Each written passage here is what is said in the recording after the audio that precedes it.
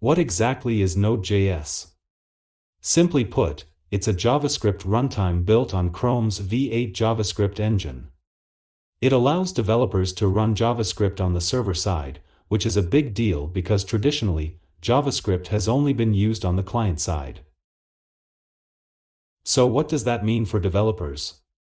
Well, it means that you can now use JavaScript for full-stack development, meaning you can use the same language for both front-end and back-end development.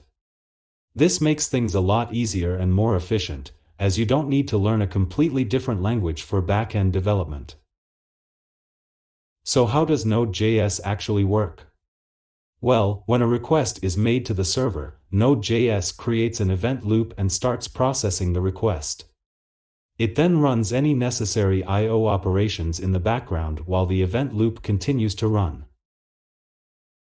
This non-blocking I/O model is what makes Node.js so fast and efficient. It allows for multiple requests to be processed simultaneously, without blocking the event loop or slowing down the server. Another great thing about Node.js is its modular architecture.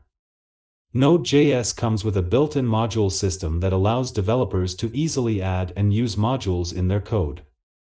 There are also thousands of modules available on NPM, the Node.js package manager, that developers can use to quickly and easily add functionality to their projects.